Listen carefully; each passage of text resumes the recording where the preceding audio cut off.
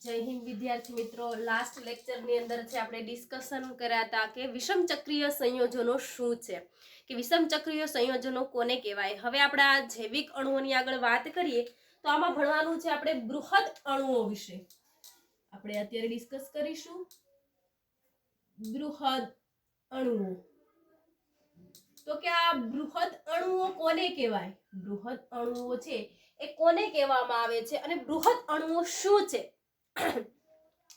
તો આપણે ડિસ્કસ કરીએ કે અજૈવિક અણુઓ જે છે જેને આપણે બાયોમોલિક્યુલ્સ કહીએ છીએ. તો કે બાયોમોલિક્યુલ્સ ની અંદર કયો કોનો સમાવેશ થાય છે, તો કે લિપિડ છે, પ્રોટીન છે, ફેટી એસિડ છે, કાર્બોદિત છે, ચરબી છે, એ બધા અણુઓ છે એને શેમાં સમાવેશ થાય છે, તો કે કાર્બનિક સંયોજનો જે છે એ બધા એને સમાવેશ થાય છે જૈવિક અણુઓની અંદર. તો અહીંયા આપણે વાત કરવાની છે બૃહદ અણુઓ વિશે. તો બૃહદ અણુઓ જે છે એને માઇક્રોમોલેક્યુલ્સ અને મેક્રોમોલેક્યુલ્સ તરીકે ઓળખવામાં આવે છે.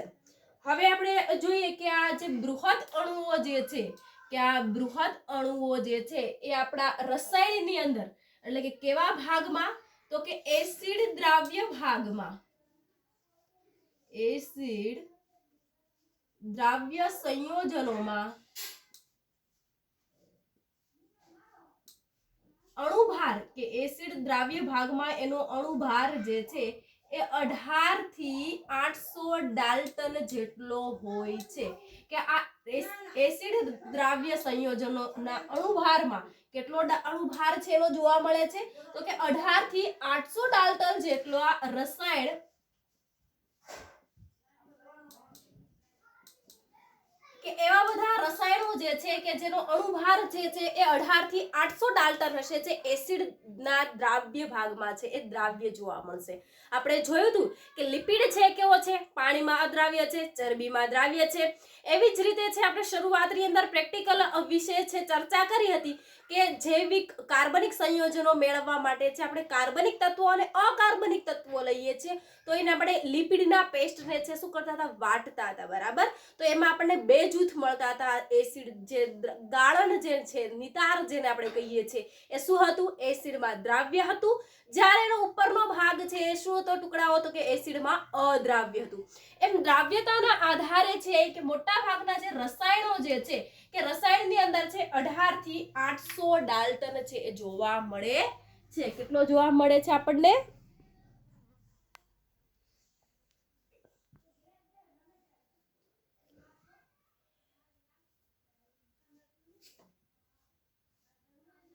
કે જે અણુઓ જે છે એ જે બૃહદ અણુઓ છે એ બધા એસિડના દ્રાવ્ય સંયોજનોની અંદર છે, કે જે એસિડમાં દ્રાવ્ય હશે એ 18 થી 800 ડાલ્ટન જેટલા અણુભાર ધરાવતા હશે. હવે એ 18 થી 800 જેટલા અણુભાર ધરાવતા હશે એ એસિડમાં શું હશે, દ્રાવ્ય હશે, બરાબર. એના આધારે આપણે બે ભાગની અંદર છે વિભાજિત કરવાના છે. બૃહદ સૂક્ષ્મ, એક છે સૂક્ષ્મ અણુઓ અને બીજો ભાગ છે એ બૃહદ અણુઓ. એક જે છે શું છે, તો કે સૂક્ષ્મ અણુઓ, સૂક્ષ્મ જૈવ અણુઓ, અને બીજો જે ભાગ જે છે એને બૃહદ જૈવ અણુઓ. તો કે આ બે ભાગ શાના આધારે આપણે પાડ્યા છે, તો કે દ્રાવ્યતાના આધારે, એના અણુભારના આધારે. તો કે જે સંયોજનોના, જે રાસાયણિક જૈવિક અણુઓના જે અણુભાર જે છે એ કેટલા હશે, 1000 ડાલ્ટન થી ઓછા.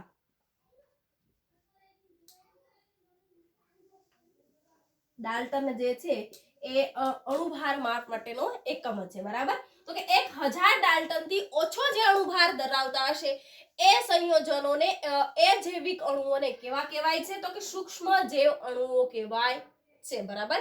ઇંગ્લિશમાં આને મેક્રોમોલેક્યુલ્સ કહેવાય છે. શું કહેવાય છે, મેક્રો અને માઇક્રો ની અંદર તફાવત હોવો જોઈએ. બૃહદ જે અણુઓ, તો જે સંયોજનોના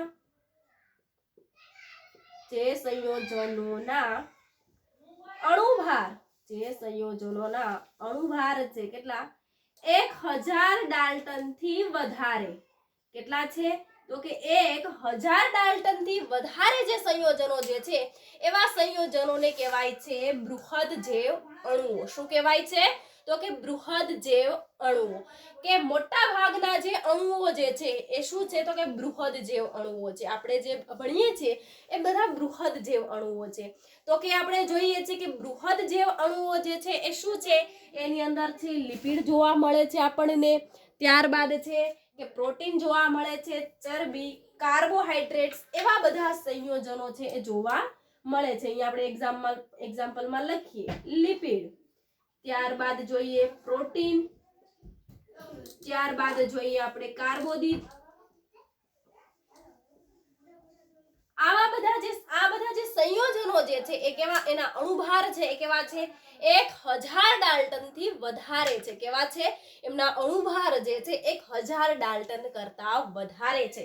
કે લિપિડ છે, પ્રોટીન છે, કાર્બોદિત છે, ન્યુક્લિક એસિડ છે, કે ન્યુક્લિક એસિડ જે છે એ બધા સંયોજનો છે એ શું છે તો કે એમના અણુભાર છે એ ઊંચા છે, અને એસિડમાં શું ધરાવે છે? દ્રાવ્ય જોવા મળે છે. આ બધા છે કેમાં દ્રાવ્ય હશે તો કે એસિડમાં દ્રાવ્ય હશે. પાણીની અંદર શું જોવા મળે છે આપણને? અદ્રાવ્ય જોવા મળે છે. તો કે દ્રાવ્યતાના આધારે આપણે જોઈએ કે લિપિડ, પ્રોટીન, કાર્બોદિત અને ન્યુક્લિક એસિડ છે એ બધા સંયોજનો છે એસિડમાં દ્રાવ્ય છે. હવે અહીંયા અપવાદ સ્વરૂપે એક છે લિપિડ. બરાબર, ખાસ વિદ્યાર્થી મિત્રો એ ધ્યાન રાખવાનું છે કે લિપિડ છે એ અપવાદ છે. હવે વૈજ્ઞાનિક કારણ પણ પૂછાઈ શકે છે કે શા માટે છે લિપિડને બૃહદ અણુ માનવામાં આવતો નથી, અથવા તો કેમ માનવામાં આવે છે? કે લિપિડનો અણુભાર છે એ કેટલો છે? 800 ડાલ્ટન કરતા ઓછો છે. બૃહદ અણુ છે શું? બૃહદ અણુ છે એ એસિડમાં જ દ્રાવ્ય જોવા મળે છે, પાણીમાં આપણને દ્રાવ્ય જોવા મળતું નથી. જ્યારે આપણે લિપિડનું બેઝિક બંધારણ ભણતા હતા તો કે લિપિડનું બેઝિક બંધારણ યાદ કરો કે આર ગ્રુપ સાથે છે કાર્બોક્સિલ સમૂહ છે એ જોડાયેલો હોય છે. તો કે આવી રીતે છે એ લિપિડ જે છે પાણીમાં અદ્રાવ્ય છે અને ચરબીમાં દ્રાવ્ય છે. તો એટલે કે એસિડમાં આપણને દ્રાવ્ય જોવા મળે છે. તો કે લિપિડ જે છે એનો અણુભાર 800 ડાલ્ટન કરતા ઓછો છે, છતાં પણ એને બૃહદ અણુ માનવામાં આવે છે, અથવા તો કેમ માનવામાં આવે છે? બરાબર, તો આપણે જોઈએ કે આપણે સંરચના જોઈએ છે. શાની સંરચના જોઈએ છે? કે કોષરસ પટલની, કે આપણે કોષરસ પટલની સંરચના જોઈએ. કે કોષરસ પટલની સંરચનાની અંદર વાત કરીએ તો કે એમાં આપણને શું જોવા મળતું હતું? કોષરસ પટલ શાનું બનેલું છે તો કે લિપિડનું. શરૂઆતનો પ્રેક્ટિકલ આપણે ભણ્યા. કયો પ્રેક્ટિકલ?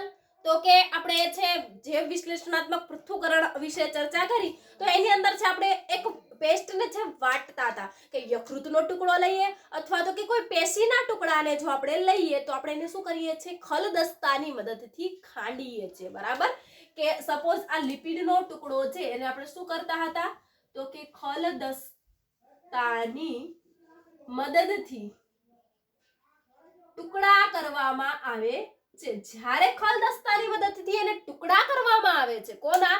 તો કે લિપિડના. કયા લિપિડના? તો કે જે આપણે પેશી કે પેસ્ટ લઈએ છીએ એને ટુકડા કરવામાં આવે છે તો એમાંથી પણ બે ભાગ મળે છે. એક છે દ્રાવ્ય વાળો ભાગ, એટલે કે ગાળણ સ્વરૂપે મળે છે, અને આપણને ઉપરના ભાગમાં છે કે ગરણીની અંદર અદ્રાવ્ય છે એ રહી જાય છે. તો કે ખલદસ્તાની મદદથી જ્યારે આપણે ટુકડા કરીએ છીએ ત્યારે બાદ છે કે અદ્રાવ્ય ભાગ જુદો પડે છે. બરાબર,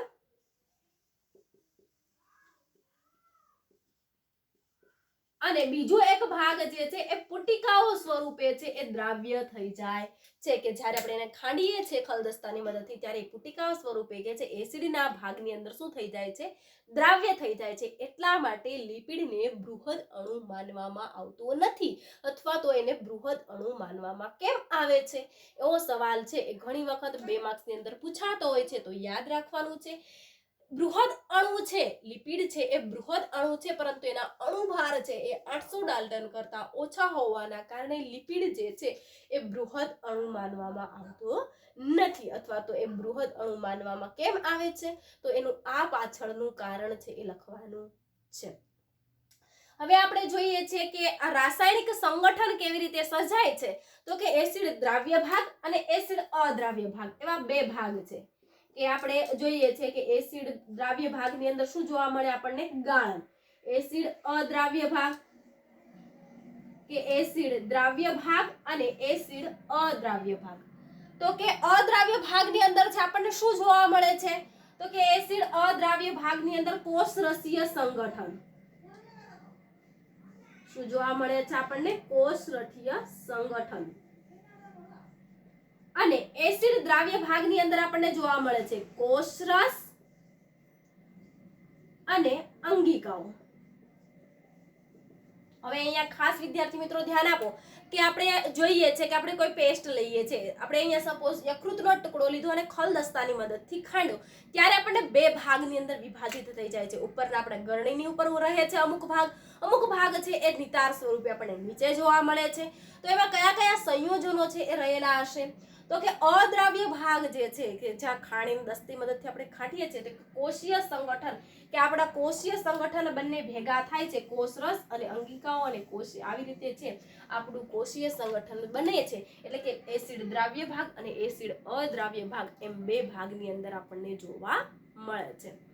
હવે આપણે અહીંયા વાત કરીએ તો કે આપણા કોષની અંદર છે બંધારણ કેટલા પ્રમાણમાં હશે, કે આપણે ઘણા બધા જોઈએ તો કે આપણા કોષનું બંધારણ શું છે.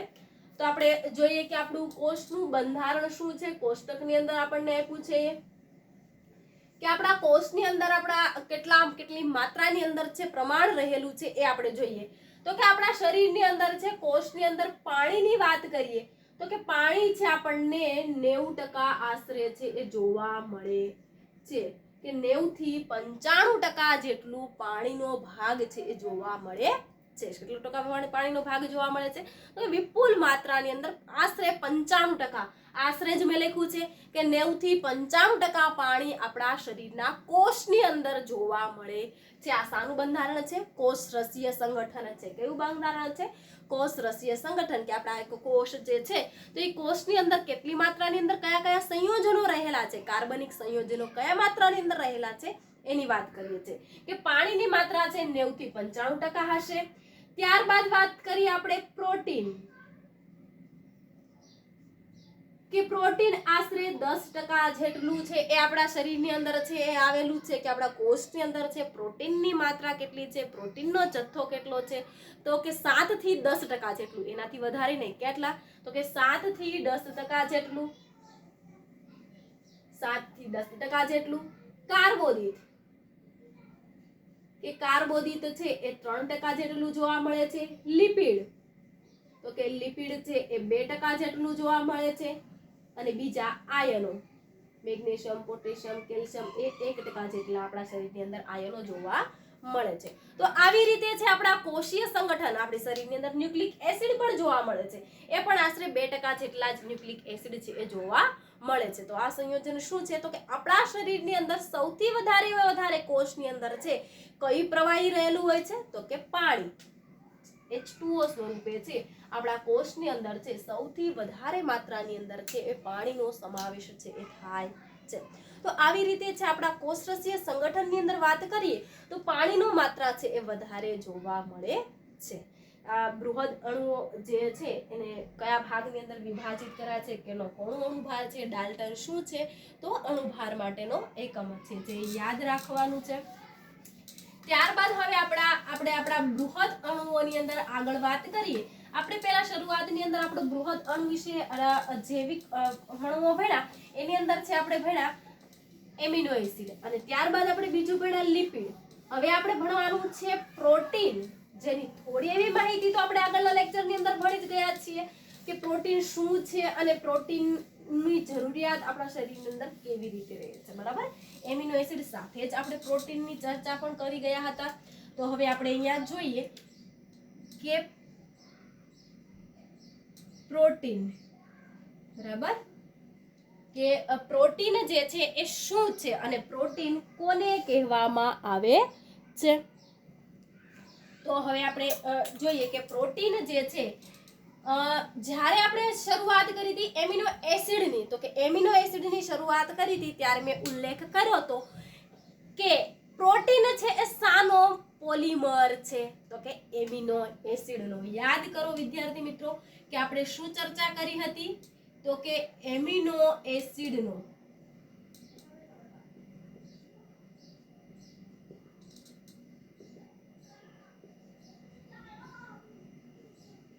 પોલિમર એટલે શું?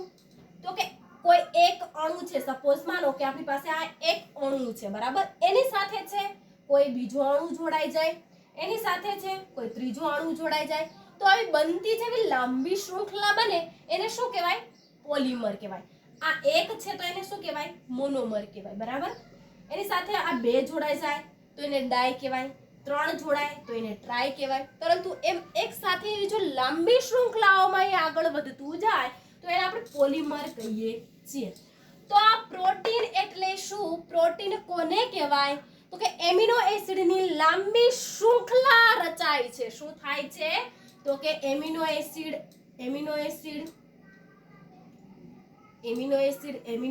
છે, આવી રીતે લાંબી શૃંખલા જે જોડાય એને આપણે શું કહીએ છીએ? પ્રોટીન. તો કે આ એમિનો એસિડની રેખીય શૃંખલા શું કહેવાય? એમિનો એસિડની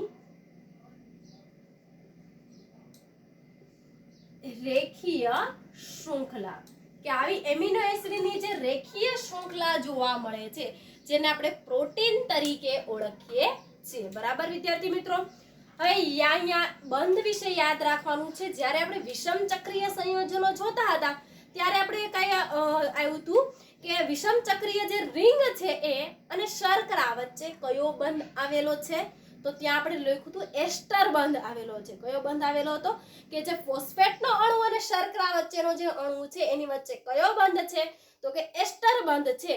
તો અહીંયા એમિનો એસિડ વચ્ચે કયા બંધથી જોડાય છે? 1 માર્ક્સનો સવાલ છે કે એક એમિનો એસિડનો અણુ બીજા એમિનો એસિડના અણુ સાથે કયા બંધથી જોડાય છે? તો યાદ રાખવાનું છે પેપ્ટાઇડ બંધથી. કયા બંધથી જોડાય છે?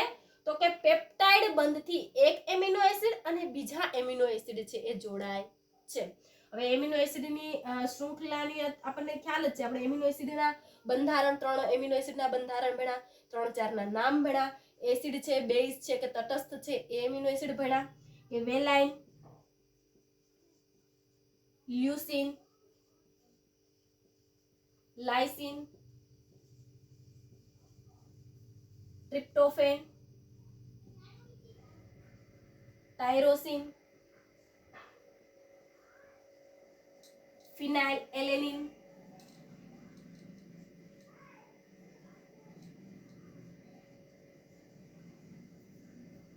એ બધા જે અણુ આપણે ભણ્યા કે એલેનિન, આ બધા શું છે? તો કે એમિનો એસિડના નામ છે. શું છે? તો કે એમિનો એસિડના નામ છે. કે આ એમિનો એસિડ જે છે શું છે? તો કે ઘણા બધા આમાં એમિનો એસિડ હોય છે. હવે કેટલા પ્રકારના એમિનો એસિડ હતા? ત્યારે પણ આપણે આગળ યાદ આવી જ ગયું છે કે એમિનો એસિડ કેટલા પ્રકારના છે? તો કે એમિનો એસિડ 20 છે. એમિનો એસિડ કેટલા પ્રકારના છે? તો કે 20 પ્રકારના એમિનો એસિડ છે એ જોવા મળે છે. કે આપણા શરીરની અંદર કેટલા પ્રકારના એમિનો એસિડ આવેલા છે? તો કે 20 પ્રકારના એમિનો એસિડ છે એ આવેલા છે. હવે 20 પ્રકારના એમિનો એસિડ છે જેમાંથી અમુક જે છે આપણા શરીરની અંદર આવશ્યક છે, અમુક એમિનો એસિડ છે જે બિન આવશ્યક છે. એમ બે પ્રકારની અંદર વિભાજિત કરવામાં આવે છે. શું? તો કે બિન આવશ્યક એમિનો એસિડ અને બીજું છે એ આવશ્યક એમિનો એસિડ, બરાબર. કે આવશ્યક એમિનો એસિડ કોને કહેવાય અને બિન આવશ્યક એમિનો એસિડ કોને કહેવાય? તો વિદ્યાર્થી મિત્રો ટોટલ કેટલા પ્રકારના એમિનો એસિડ છે? 20 પ્રકારના એમિનો એસિડ છે. અહીંયા તો આપણે 6 થી 7 જ નામ દર્શાવ્યા છે. તો કે 20 પ્રકારના એમિનો એસિડ છે આપણા શરીરની અંદર આવેલા હોય છે. એના બે પ્રકારની અંદર વિભાજિત કરવામાં આવે છે, બિન આવશ્યક એમિનો એસિડ અને એક છે આવશ્યક એમિનો એસિડ. તો કોને બિન આવશ્યક એમિનો એસિડ કહેવાય અને કોને આવશ્યક એમિનો એસિડ કહેવાય, બરાબર? તો યાદ રાખવાનું છે આ બિન આવશ્યક એમિનો એસિડ જે છે એ આપણે શરીર જાતે બનાવે છે. કે આપણા શરીરમાં જે જાતે બનતા એમિનો એસિડ જે છે એવા એમિનો એસિડને શું કહેવાય છે? બિન આવશ્યક એમિનો એસિડ કહેવાય છે.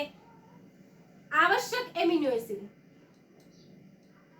ખાદ્ય પદાર્થમાંથી આપણે મેળવીએ છીએ કે આવશ્યક એમિનો એસિડ છે આપણે ક્યાંથી મેળવીએ છીએ તો કે ખાદ્ય પદાર્થમાંથી મેળવીએ છીએ. તો આમ 20 પ્રકારના એમિનો એસિડ છે એ આવેલા છે. હવે આપણે જોઈએ કે પ્રભાવી પ્રોટીન તરીકે કોને ઓળખવામાં આવે છે. મોસ્ટ આઈએમપી સવાલ બાયોલોજીની અંદર કે પ્રાણી સૃષ્ટિમાં કેમાં તો કે પ્રાણી સૃષ્ટિમાં મુખ્ય પ્રભાવી પ્રોટીનનું નામ જણાવો.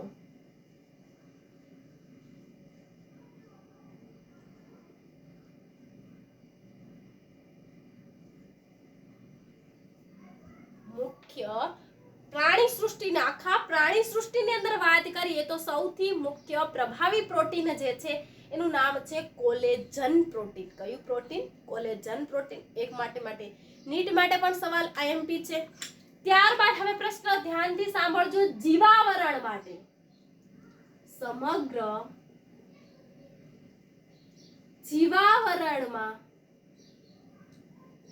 પ્રભાવી પ્રોટીન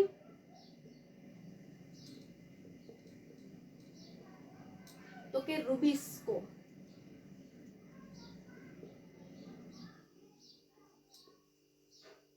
અહીંયા નામ શું છે? કોલેજન. અને અહીંયા નામ શું છે? રૂબિસ્કો. બરાબર. તો કે રૂબિસ્કો નામનું જે પ્રોટીન જે છે સમગ્ર જીવાવરણની અંદર આ ક્યાં છે? સમગ્ર પ્રાણી સૃષ્ટિમાં.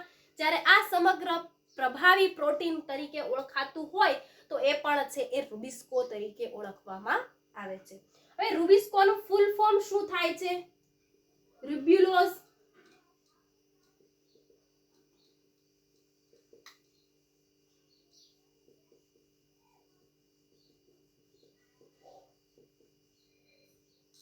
કે રિબ્યુલોઝ કાર્બોક્સાઇલેશન તરીકે એને ઓળખવામાં આવે છે. કે આ રૂબિસ્કો જે ઉત્સેચક જે છે એને આપણે છે કયા ભાગ તરીકે ઓળખવાનું છે તો એના વિશે છે આપણે ચર્ચા કરીએ તો કે રૂબિસ્કો જે છે એ રિબ્યુલોઝ કાર્બોક્સિલાઇઝ પાછળ આ જ ઉત્સેચક તરીકે પણ આને ઓળખવામાં આવે છે. આને શું કહેવામાં આવે છે કે હવે પેલા તમને ડિફરન્ટ કહી દઉં કે આ જે રૂબિસ્કો જે છે એ ઉત્સેચક છે. બરાબર છે. શું છે તો કે રૂબિસ્કો ઉત્સેચક છે અને એ પ્રોટીન તરીકે પણ એને ઓળખવામાં આવે છે. કે રૂબિસ્કો છે કે રિબ્યુલોઝ બાયકાર્બોક્સાઇલેશન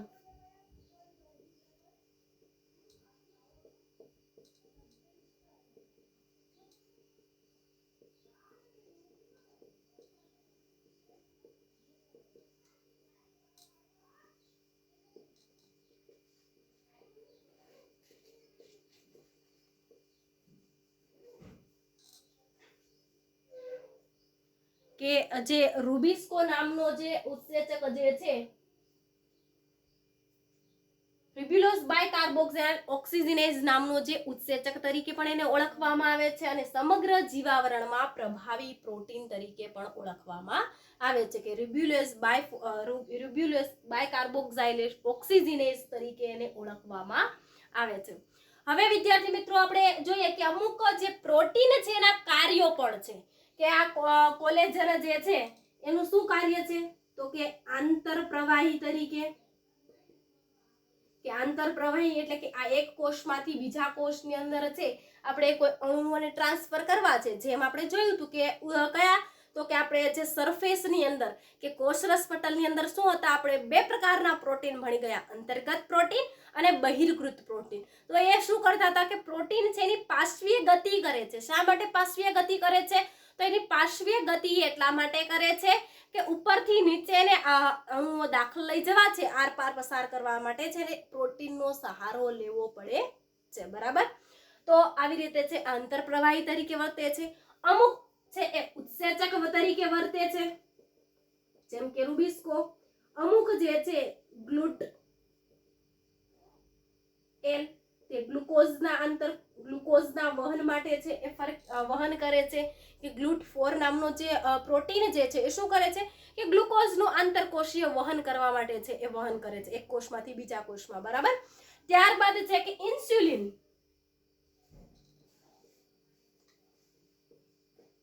જે તમે ઇન્સ્યુલિન થી પરિચિત છો કે ઇન્સ્યુલિન છે એક પ્રકારનું શું છે અંતસ્ત્રાવ તરીકે છે એ કાર્ય કરે છે, કે જે મધુપ્રેમ ડાયાબિટીસ નામના જે વ્યક્તિઓ જે છે એને બહારથી ઇન્સ્યુલિનના ઇન્જેક્શન આપવા પડે છે. તો કે શા માટે? તો કે એક પ્રકારના આ કાર્યો છે એ આના છે કે ઇન્સ્યુલિન છે એ કેવી રીતે વર્તે છે કે અમુક જે છે પ્રોટીન અંતસ્ત્રાવ તરીકે વર્તે છે, તો અમુક પ્રોટીન છે એ આંતરકોષીય પ્રવાહી તરીકે વર્તે છે, અમુક છે એ ઉત્સેચકો તરીકે વર્તે છે, અમુક છે એ કોષોના ગ્લુકોઝના સ્થળાંતરણ માટે વર્તે છે.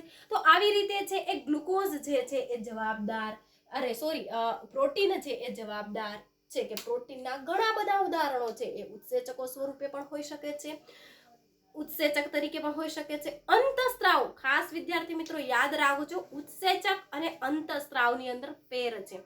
અંતસ્ત્રાવ જે છે એના ચોક્કસ અને સ્પેસિફિક કાર્યો છે એ હોય છે, અને એ અંતસ્ત્રાવી ગ્રંથિમાંથી છે એ સ્ત્રાવ થાય છે. કે ઇન્સ્યુલિન જે છે ક્યાંથી સ્ત્રાવ પામે છે? તો કે આપણને ખ્યાલ છે કે સ્વાદુપિંડમાંથી જે છે એ ઇન્સ્યુલિન છે એ સ્ત્રાવ પામતો હોય છે. તો એમ સ્પેસિફિક કાર્યો બધાના યાદ રાખવાના છે. તો કે પ્રોટીન ઉત્સેચક તરીકે ભૂમિકા ભજવે છે, ઉત્સેચક ઇન્સ્યુલિન તરીકે અંતસ્ત્રાવો તરીકે ભૂમિકા ભજવે છે, કોષના આંતરકોષ પ્રવાહી તરીકે વર્તે છે, રિસેપ્ટર તરીકે પણ એ ભૂમિકા ભજવે છે. કે રિસેપ્ટર એટલે શું? હવે આપણે જોઈએ તો તમને થોડી એવી માહિતી આપી દઉં કે આ રિસેપ્ટર, આને શું કહેવાય છે? રિસેપ્ટર. કે કોઈ બીજા અણુઓ છે આવી રીતે જોડાણ કરવા છે, બાઇન્ડિંગ કરવા છે કોષની અંદર, તો એને રિસેપ્ટર તરીકે પણ જો કોઈ ભૂમિકા ભજવતું હોય તો એ છે પ્રોટીન. બરાબર, કે આપણે જોયું હતું કે અંતર્ગત પ્રોટીન અને બહિર્ગૃત પ્રોટીન, તો એ કેવા હતા? એક રિસેપ્ટર તરીકે ભૂમિકા ભજવતા હતા, કે બહારથી કોઈ અણુઓ છે એની સાથે બાઇન્ડ કરે છે, ત્યારબાદ કોષમાં સ્થળાંતરણ કરે અને બહાર કાઢે છે. તો એની કાર્ય શું થઈ ગઈ? ભૂમિકા રિસેપ્ટર તરીકેની. બરાબર વિદ્યાર્થી મિત્રો, તો કે આપણે જોઈએ છીએ અમુક આપણે પાસે છે ઘ્રાણગ્રાહી ગ્રંથિઓ આવેલી છે, અમુક સંવેદનગ્રાહી ગ્રંથિઓ આવેલી છે, તો એના પર ચોક્કસ પ્રકારના રિસેપ્ટર આવેલા છે. જસ્ટ એક્ઝામ્પલ કે આપણા જીભની ઉપર છે નાની નાની કુપિકાઓ છે, એ શું કરે છે? તો કે સ્વાદ પારખે છે. તો એ કુપિકાઓ છે શાની બનેલી છે? તો કે પ્રોટીનની બનેલી છે. આપણે નાકની અંદર ઘ્રાણગ્રાહી ગ્રંથિ આવેલી છે, જુદી જુદી સ્મેલ પારખી શકાય છે, તો એ સ્મેલ માટે ચોક્કસ પ્રકારના રિસેપ્ટર આવેલા હોય છે, એ એક્સેપ્ટ કરી શકે છે. તો એમ આપણા શરીરની અંદર છે કોઈ પણ કાર્ય, રિસેપ્ટર એટલે બાઇન્ડ થવું જે છે, તો એ પ્રોટીનને આભારી છે. તો કે પ્રોટીનની ભૂમિકા શું છે, પ્રોટીન શું છે એ યાદ રાખવાનું છે. 3 માર્ક્સનો સવાલ છે કે પ્રોટીન જે છે એ શું છે? તો કે એમિનો એસિડની લાંબી શૃંખલા છે, એક પોલિમર છે. મોનોમર, પોલિમર, ડાયમરમાં ખ્યાલ હવે આવી જવો જોઈએ. બરાબર, ત્યારબાદ એક એમિનો એસિડ બીજા એમિનો એસિડથી સરી રીતે જોડાય છે, પેપ્ટાઇડ બંધથી જોડાય છે. હવે કે બધા જ એમિનો એસિડ સમાન હશે નહીં. બરાબર, કે બધા જ એમિનો એસિડ જે છે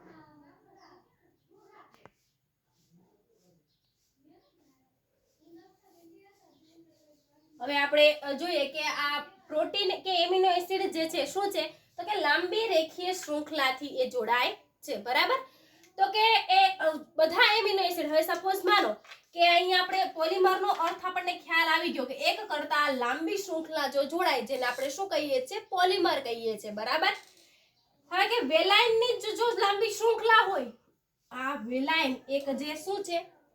એમિનો એસિડ છે. બરાબર, વેલાઇન નામનો જ એમિનો એસિડ જે છે એની જ જો લાંબી શૃંખલા હોય તો એને કહેવાય સમપોલિમર.